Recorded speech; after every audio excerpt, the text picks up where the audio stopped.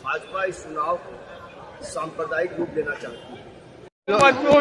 बस केवल ओनली भाजपा और किसी की हैसियत में क्या लड़ लेगा वो।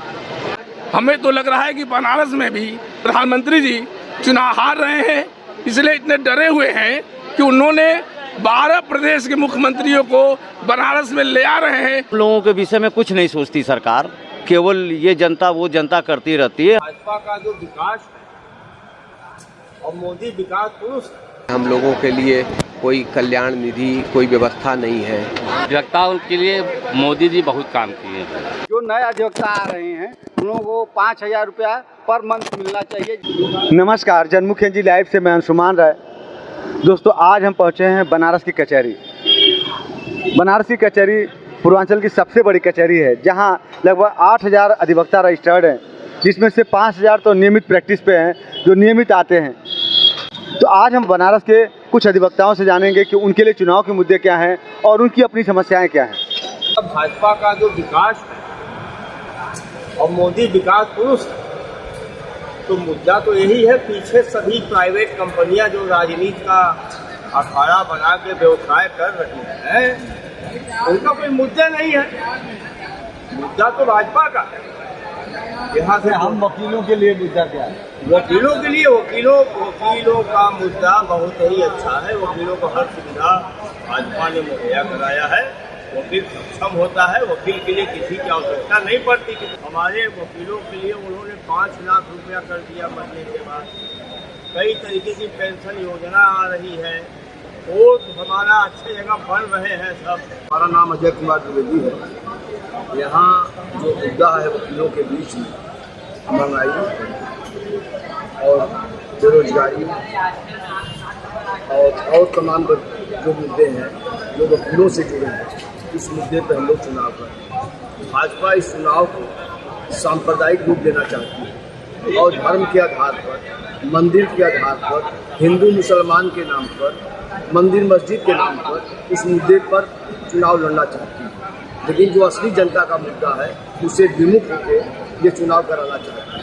लेकिन हम लोग की कोशिश है कि बनारस में जो चुनाव हो, बनारस के मुद्दे पर हो, बनारस के विकास पर हो। केवल मंदिर बनने से या कॉरिडोर बनने से बनारस का विकास नहीं होगा। बनारस की गलियां आज भी क्षतिग्रस्त हैं। बनारस में सीवर की समस्या है। बनारस के जो पुराने इलाके हैं वहाँ सड़कों को आप देख लीजिए तो कहीं कोई विकास नहीं दिख रहा। लेकिन ये लोग प्रयास कर रहे हैं कि पूरा का पूरा ध्रुवीकरण जो है हिंदू बनाम मुसलमान ये प्रयास रहता है।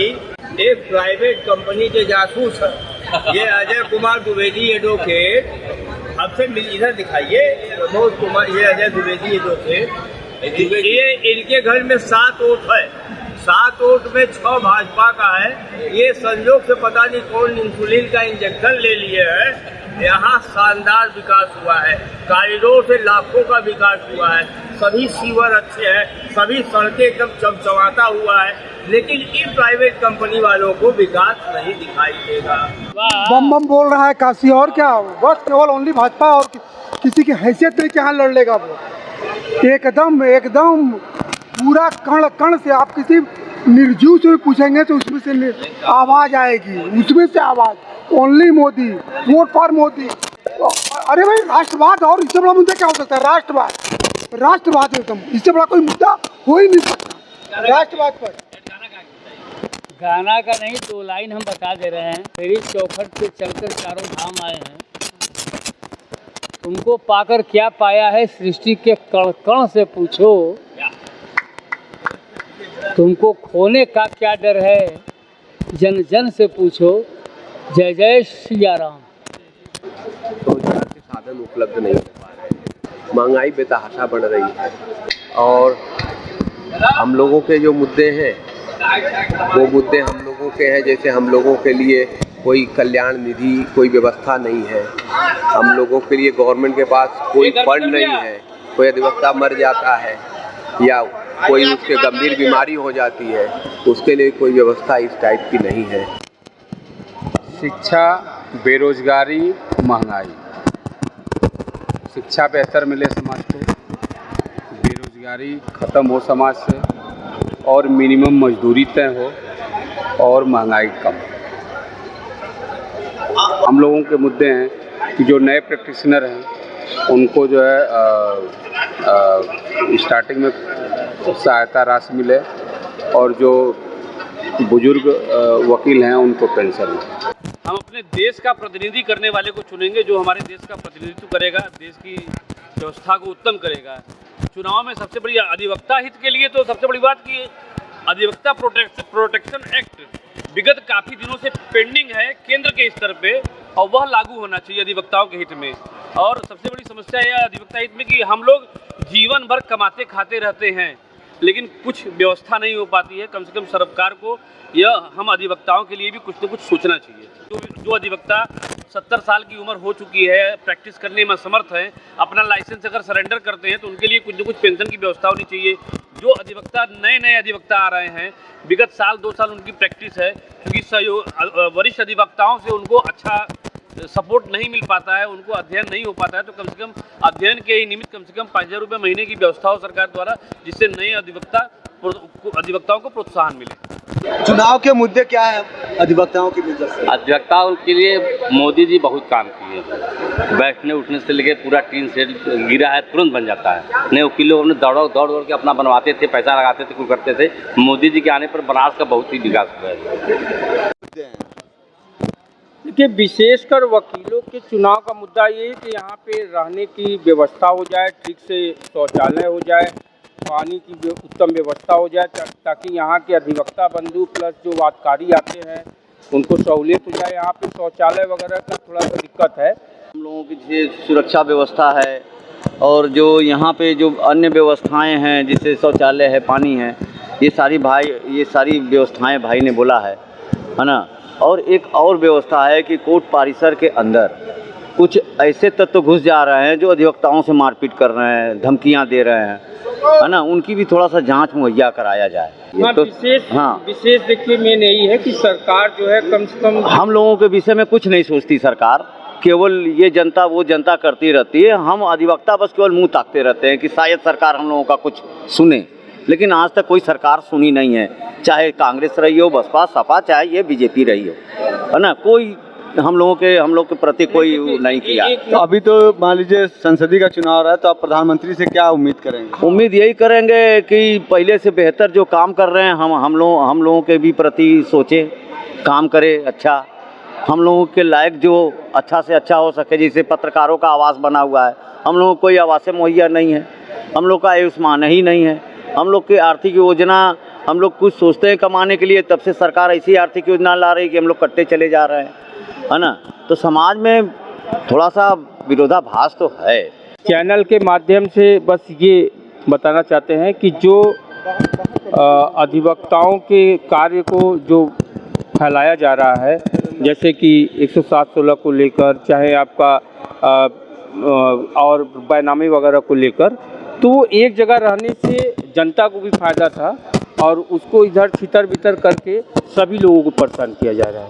इसमें जनता भी परेशान है, कर्मचारी भी परेशान है, अलग अलग जगह पे अलग अलग सुरक्षा व्यवस्था देना पड़ रहा है। तो ये सब बहुत महत्वपूर्ण मुद्दा है, इस पर सरकार को विचार करना चाहिए। देखिए, मुद्दा की जहाँ तक बात है तो मुद्दा तो कभी ख़त्म होता नहीं है, वो बराबर कुछ नया आता ही रहता है। तो जानते हैं ना, जब आदमी आगे बढ़ता है तो उसकी लालसा बढ़ती है, तो मुद्दा तो ख़त्म होगा नहीं। फिलहाल मोदी जी बहुत बढ़िया वोटों से जीत रहे हैं, बल्कि 400 पार जा रहे हैं। अगर 400 से कम आएगा तो हमारे उत्तर प्रदेश के मुख्यमंत्री जी बन जाएंगे यहाँ के प्रधानमंत्री। तो इसलिए विपक्ष सब लगे हैं कि 400 पार जाए ताकि मोदी बने, योगी न बने। कैसे घबरा गए हैं विपक्ष वाले एकदम। मुद्दा कुछ नहीं है, वेद पढ़ना बड़ा आसान है, वेदना पढ़ना बहुत मुश्किल है। देश के जो भी नेता हों, अगर वेदना पढ़ना चालू कर दे, देश खुशहाल हो जाएगा। ये सिर्फ अपनी वेदना पढ़ते हैं, आम जनता की वेदना को नहीं पढ़ते हैं। ये 5 साल में एक बार आते हैं और हम 5 साल उनको खोजते हैं। जहाँ तक मोदी जी की बात है, मोदी जी हर लोगों पे ध्यान दे रहे हैं, हर कौम पे ध्यान दे रहे हैं, किसी एक पे नहीं।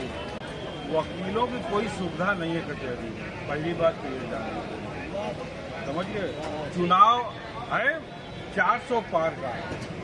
ये कांग्रेसी जो है ना खत्म है, लेकिन मुद्दा वही है 400 पार। मोदी जीतेंगे और पूरे देश में जीतेंगे। कन्हैया लाल पटेल, पूर्व महामंत्री 2021 the central bar association Banaras Varanasi. चुनाव की तरह नहीं हो रही है। चुनाव पूरी तरह से एक व्यक्ति लड़ रहा है और चुनाव आयोग उसी की इशारे पे काम कर रही है। उदाहरण के तौर पे अभी विपक्षियों के नामांकन जुलूस में ये भारतीय जनता पार्टी के जो पाले हुए लोग हैं उनके जुलूस में घुस करके उनके नामांकन जुलूस को डिस्टर्ब करना और लड़ाई कर लेना आज अभी आपको बनारस में देखने को मिला होगा। आज अपना दल कमेरावादी के लोग नॉमिनेशन कर रहे थे। कुछ लोग भारतीय जनता पार्टी के पदाधिकारी कुछ लोगों को ले जा करके उनके जुलूस में लड़ाई करने का काम किया। इससे साबित होता है कि उत्तर प्रदेश में मोदी की जो लहर की बात कह रही वो लहर पूरी तरह से समाप्त हो चुकी है। हमें तो लग रहा है कि बनारस में भी माननीय प्रधानमंत्री जी चुनाव हार रहे हैं, इसलिए इतने डरे हुए हैं कि उन्होंने 12 प्रदेश के मुख्यमंत्रियों को बनारस में ले आ रहे हैं। इसका मतलब यह है कि निश्चित तौर को कहीं न कहीं डर भय है। अगर ऐसा न होता तो ये बनारस भारतीय जनता पार्टी का गढ़ है और यहाँ हमेशा भारतीय जनता पार्टी जीता करती थी और देश का मुखिया जिसकी लहर कही जा रही है वो अपने नॉमिनेशन में एक दिन पहले आकर के रोड शो करता है और उत्तर प्रदेश में पूरे 12 प्रदेश के मुख्यमंत्री को बुला करके लाते हैं। इससे लग रहा है कि ये पूरी तरह से डर में है और डरे हुए हैं कि मैं चुनाव हार जाऊंगा। वकीलों के लिए भारतीय जनता पार्टी ने कुछ नहीं किया।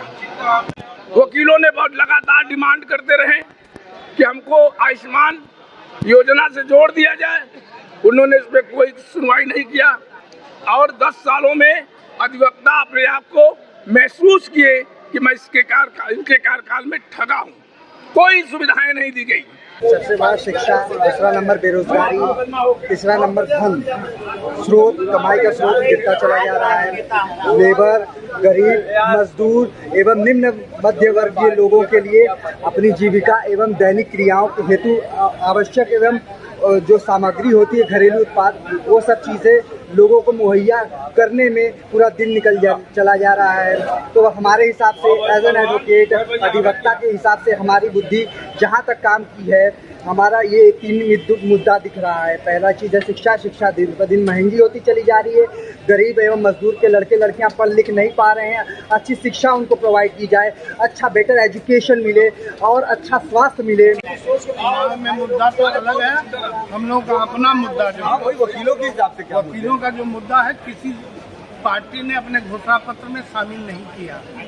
हम लोगों की जो मांग, चाहे कोई भी पार्टी हो, हम लोग अभी उसका मूल्यांकन करेंगे। हम लोगों का जो मांग को पूरा ढंग से अपने घोषणा पत्र में शामिल करेगा। हम लोग उसको, हमको अभी कहीं न हमको आयुष्मान से फायदा मिल रहा है, न हमको बैंक से कोई फायदा मिल रहा है। इसलिए जो हम लोगों की समस्या है इसको विशेष तौर से तो नए अधिवक्ता आ रहे हैं, उन लोगों को 5,000 रुपया पर मंथ मिलना चाहिए, जिससे कि किताब खरीद करके पढ़ सके और कुछ सहायता भी हो सके। प्रोटेक्शन एक्ट की सवाल है वो बहुत ज़रूरी है, सरकार को इस पर भी ध्यान देना चाहिए।